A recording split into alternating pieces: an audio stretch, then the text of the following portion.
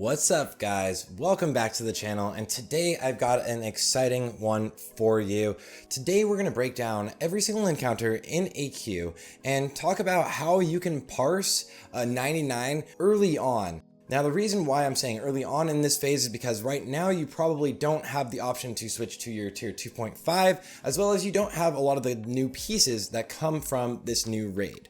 And that can sort of change things up, and I'll get into that right at the beginning of the video. But the reason why I'm doing this a little bit early this time is because I want to give you guys a little bit of an advantage on getting all 99s early on in the raid if you can. And I will talk a little bit about in each encounter the situations that are ideal, other than Fankris, which is pretty much a tank and spank and you just kind of burst. As well as, guys, don't worry at all, when I get everything locked in very clean, I will make sure to do a very in-depth guide through the entire raid like I did for BWL and MC. I'm just going to be doing this consistently for every single raid throughout World of Warcraft Classic. I will quickly note, of course, there's probably going to be another guide or something coming from another content creator soon, and that just kind of happens, guys. Don't worry. We are going to do our best to give you all of the best information possible, and I will be analyzing today a lot of the top rogues, pretty much specifically from Warcraft logs. I'll be showing you all of the top parses, the 100 parses on each encounter, but I'll also show you from my point of view, even though my guild hasn't yet gotten to the point of being able to pull off some of the strategies that should be utilized for getting all of these very high 99s, but I'll give you all of the information on how you can utilize different situations on each of the fights so that you can get those biz parses right away. As always, guys, my name is Sarth. Welcome to the channel. If you liked the video, make sure to like and subscribe, and let's get right into it.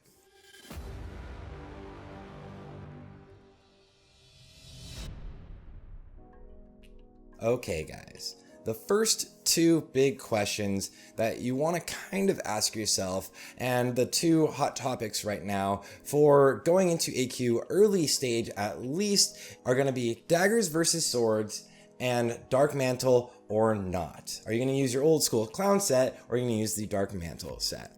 Alright guys, so going through the logs, almost every single rogue in the top 25 and even the top 100, other than a few, almost every single one of them is running swords right now. And the real ideal situation here is because until you get the daggers from AQ, it's harder to beat out swords.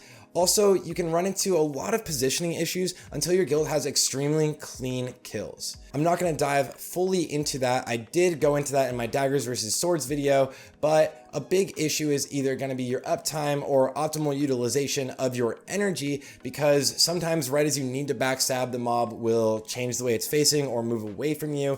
You're not going to get that great of cleave right now too often. So it is a lot easier right now, guys, to parse as swords, even though the daggers, both daggers, are the biggest two upgrades in this dungeon.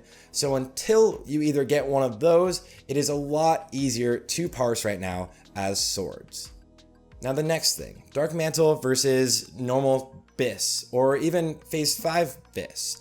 Right now, you don't really have the option of using phase 5 bis, other than maybe Bobka, who got all tier 2.5 within the first lockout for his guild. So most people don't really have that option, so you should most likely be using the Darkmantle set right now.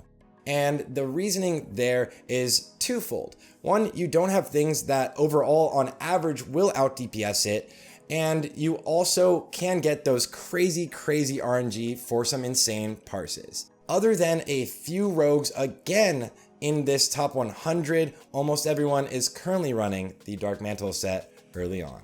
Okay, with that start, let's go into each encounter. Prophet Skeram is the first boss in this raid, where at every 25%, he'll obviously split into 3.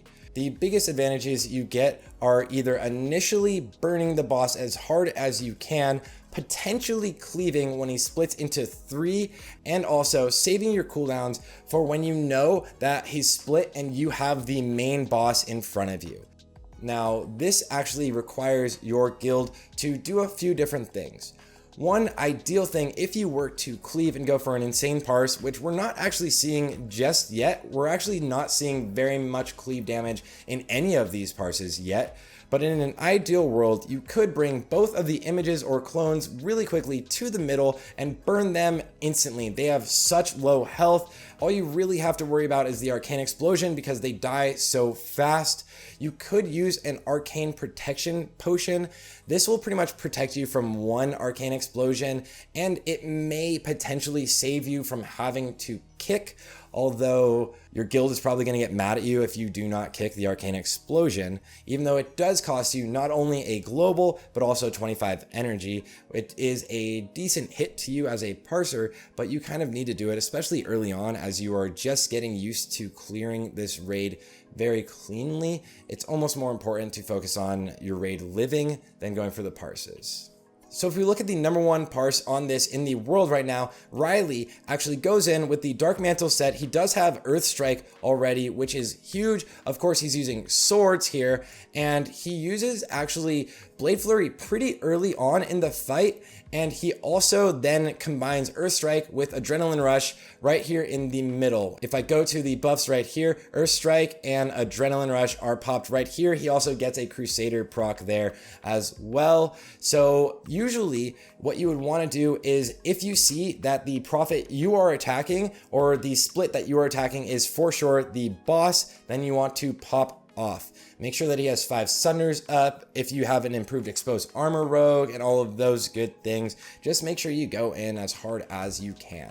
The next boss in the raid is the Silithid Royalty, and right now we're seeing almost 1400 DPS on this fight. A huge thing on almost all of these top 100 parses is that you'll usually see cleave damage being higher than Sinister Strike damage. Look at this right here, guys. Blade Flurry is literally higher than Sinister Strike. And this is one of these other top parses. Blade Flurry higher than Sinister Strike. So cleave is massive here. Your guild ideally will stack these mobs up. You'll burn the first one, burn the second one, and then you'll get into whatever the actual DPS is. I will quickly note that if you guys are killing Princess Huhuran first or even second, those mobs that she spawns, the little ads that you might sap her down, does not go towards your parse. Ads don't go towards your parse, so you don't really need to worry about cheesing this. So you may not need to use a sapper, but if you do have them stacked up and you ran out of Blade Flurry, using a sapper on the bosses is just a little bit extra damage. But again, if you need to use your sappers to kill the little mobs that spawn, it's not going to go towards your parse. So on this fight, I'm going to use actually a DPS warrior's perspective just to show you guys. I'm using Alondo's just to see some really clean kills. But look how they have these mobs just stacked up really well. And they're actually stacked on the butt of the mob that they want to kill, or the boss that they want to kill first. So this is huge for dagger rogues and pretty much everyone, so they're not getting parried and they're in an awkward position and you can get a lot of cleave off of. Now, these guys actually kill Lord Kree first, and we're actually seeing a lot of the top parses go in the order of killing Lord Kree first, and then Princess, and then Vem. The scary thing here, guys, is the second you kill Lord Kree, if you guys are killing him not last, even if you kill him last, is that he drops a poison cloud on the ground that if you don't move out of instantly, it will kill you. It is extremely deadly, and in my own raids we see a lot of people dying to this as we kill him last trying to loot the boss. So on this fight, again, you want to get out as much cleave as possible early on, so use all of your cooldowns pretty much right at the get-go and burn everything down. On to Battlegaurd Sartura. And this is another fight we are seeing a massive utility out of cleave. If you can group up the ads of Sartura very close and very tight right away, get some initial stuns on them, and then use all of your cleave abilities and blow all of your energy as fast as you can, really you want to just pump these ads down right away and get the most out of your cleave. You can also sapper as well, but this is really a fight where it depends quite heavily on your guild and the ability of their tanks to hold the mobs all together, coordination there, and for you guys to burn the ads down before they do too much damage to you. This is a fight that it is imperative that you keep your lip hand ready. Limited invulnerability potion. This is so clutch on this fight. You're not using it at the opener, but you'll most likely use it when you get down to actually just burning the boss Sartura. So in an ideal world, you could even potentially stack the adds with the boss, but that's still really scary to do early on. So you burn these adds down, and buffs wise, you can see that Zeratul has the highest DPS on this fight in the world, where he Blade Flurries and Adrenaline Rushes together, obviously to get a lot of cleave damage, but it's not an insane amount of cleave damage on this fight that we're seeing just yet. And then Lip. Always be ready to lip in case you are going to die. It is so important that you live and can stay in DPS. If you have to run out, you can, but ideally, once you get to the point of just fighting Battlegaurd Sartura, you can DPS her down before you even need to move away. So again, I'm going to show you Alondo's run, and I'll have this video linked in the description. It is a warrior POV again, but he's the top DPS warrior in the entire world. As you can see, guys, just watch people move in, stack pretty much everything. He uses all of his cooldowns right away, which is Death Wish, Badge of the Swarm Guard, and even Recklessness and Earth Strike. And they killed the adds directly on Battlegaurd Sartura, and then you start DPSing the boss. Always, again, be ready to lip. If you're gonna die as Battlegaurd Sartura is spinning, there you go, limited invulnerability potion. You can stay in there, and then somebody should be designated to stun her the second she's done spinning. You shouldn't actually have to even run out on this fight. The next fight is Fankris. Fankris the Unyielding, and this is actually the biggest fight where we're seeing a lot of Dagger Rogues actually being the top parses, because this fight is pretty much just a burst fight. There's no real issues with positioning. You can do a little bit of cleave on the adds, but those don't go towards your parse again. So it is just a burst fight, and eventually as guilds do even more damage and kill this boss even faster. Right now the fastest is what, 28 seconds. As this boss goes down even faster, you are going to see a lot of really good parses from Dagger Rogues, and of course that's from the weapons as well. But because this is a very short fight and there's no real positioning issues, Daggers has their time to shine.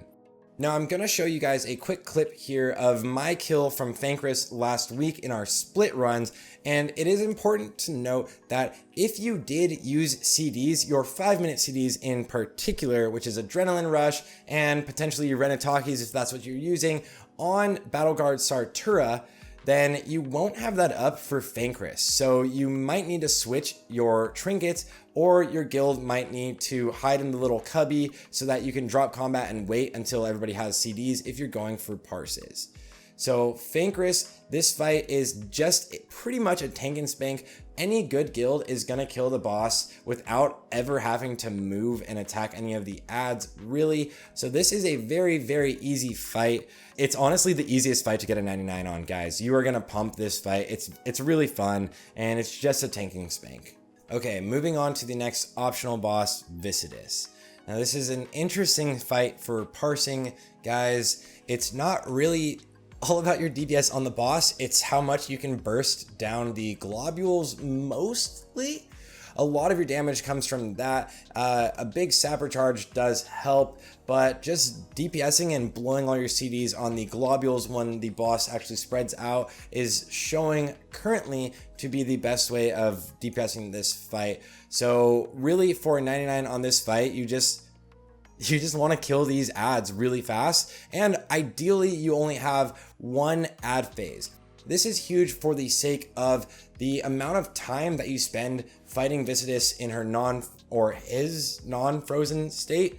You are going down in DPS. You are fully losing damage per second over that overall fight. No matter what, you want the most amount of that fight length to be used on you guys killing the globules. So doing as much damage to the globules will take full damage, kill these. That's where your parse is. It's kind of a rough one to go after parsing right now, but if you want to do it early and get the 99s and get ahead, then you do want to make sure that ideally you position really well in between the globules and you can get a lot of cleave and you get a huge sapper off. So good luck to you guys on this one. It is a bit harder to get the parse off, and I will have more information as we test out new strategies moving forward.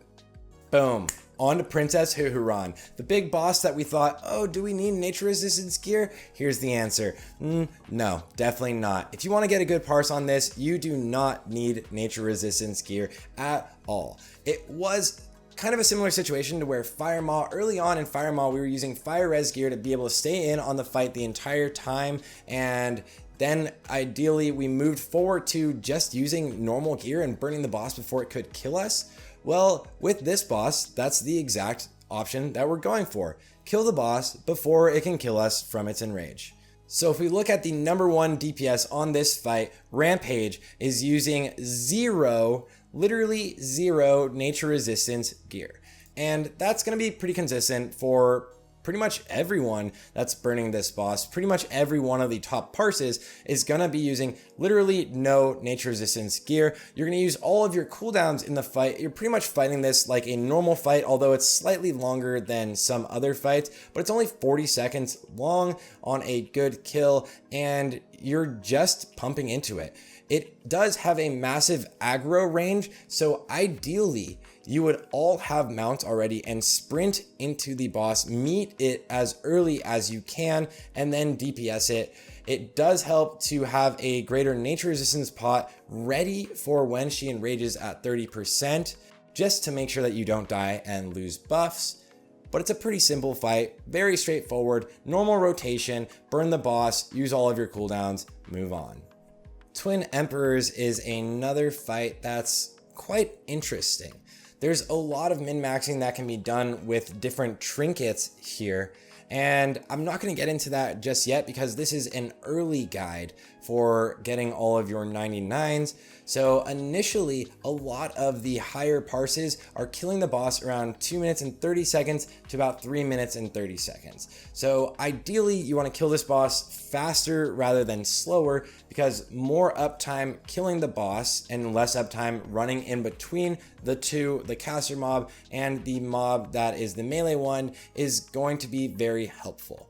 This is a boss where you are not able to put fairy fire up. Now, things that can do extra armor reduction are very useful here, like weapons on a warrior like Ribbon Spike that adds extra armor penetration on the boss, although Annihilator is not something you can actually opt for, because Annihilator actually counts as a shadow proc, so the boss is immune to it apparently. So if you have extra ways to reduce armor on this fight, like improved expose armor is massive on this fight, then opt for those.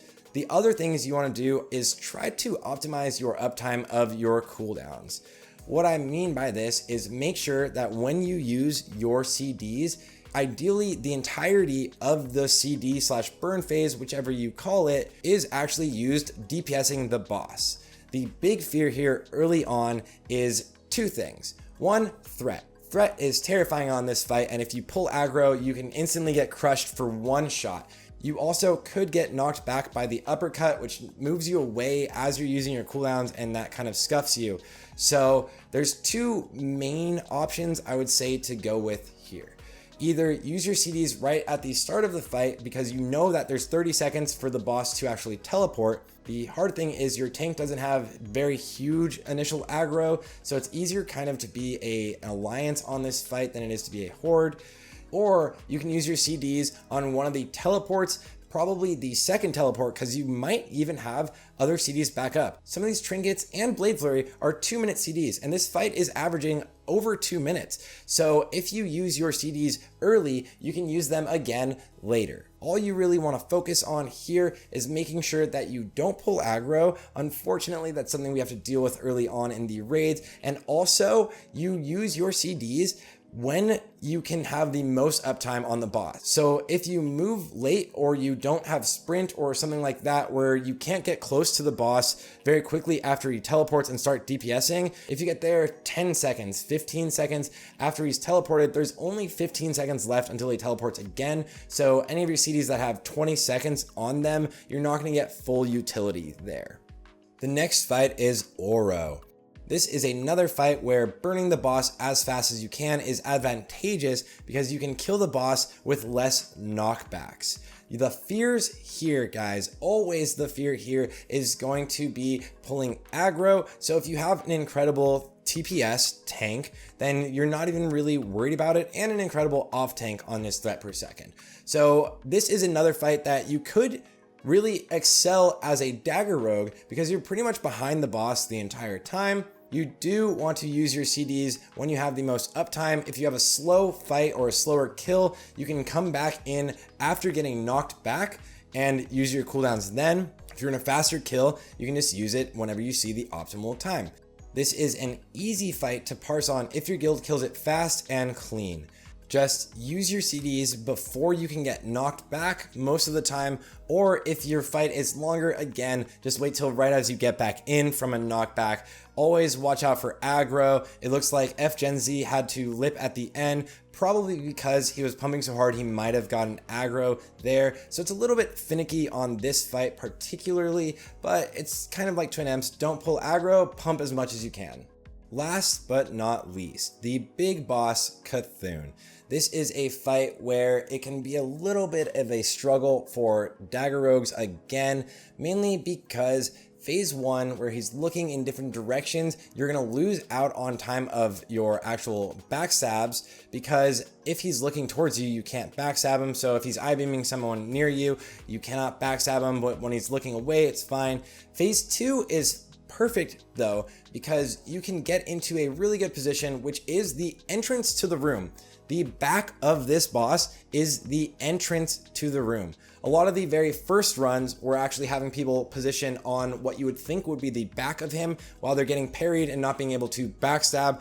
That is something that was from the private servers for the most part. It also kind of makes more sense, but the entrance to the room, phase 2, is where you can blow this boss up. You can easily kill him in one phase. If you don't, you can kill him in 2 phases. You can parse on this fight decently easily, especially if you're a sword rogue. Daggers does not excel in phase 1, guys. This is the roughest fight most likely for daggers in phase 1, so watch out there. Try to get the most out of your abilities. It can be kind of rough running Darkmantle on this fight because you can actually accidentally cap out on energy if you can't backstab, or you're waiting so that you don't have to Sinister Strike. You are going to be able to get 99 parses definitely with daggers, but it's gonna be harder. Without any world buffs, I got a 96. It's just harder to do because you do need to kill this fast and hope that RNG wise he starts doing a lot of I-beams on people across from you, and then when you don't have the energy to backstab, he looks at someone near you. That's pretty much the big takeaway here. The fight is a little bit longer, but even though it's longer, it's not a ridiculously long fight. It's around 4 minutes, so you don't actually want to use your adrenaline rush in phase 1. You would like to use all of your big abilities in phase 2 when he's weakened. Mainly there because you don't need to move at all. You're behind the boss, absolutely, you are pumping it. So you can, in phase 1, use your 2-minute CDs, but I would save all of your bigger CDs for the phase 2 weekend phase. Also, I should note that when he is doing his actual dark glare, the big red attack where he just beams around the entire room, you can always not really worry about having to be behind him. You can always just stay behind the boss. It's super easy to stay behind him at that point and get a lot of backstabs off.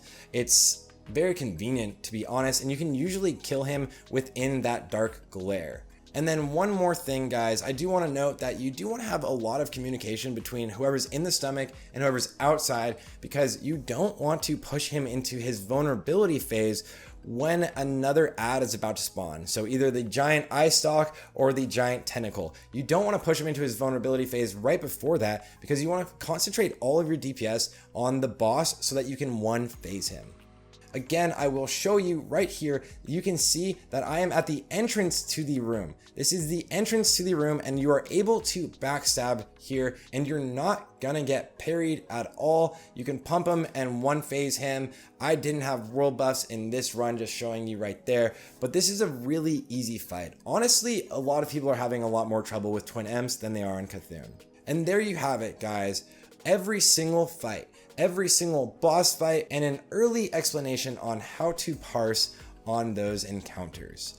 As a rogue, I am going to do a deep dive on every encounter and the best strategies for getting crazy 99s. Don't worry guys, that will be coming out. Even if other content creators make a similar guide, that's fine. Don't worry guys, it will be coming out. Thank you all for tuning in. If you have any questions or if there's something I missed in particular right now, definitely let me know in the comments. This is your early guide for parsing as a rogue in AQ40. That being said, of course, you can check me out on stream if you want to see me doing the raid, twitch.tv/Sarth. Good luck out there, guys. And I hope you guys all get Death Sting or all the items you really want from here. And I'll catch you guys on the next one.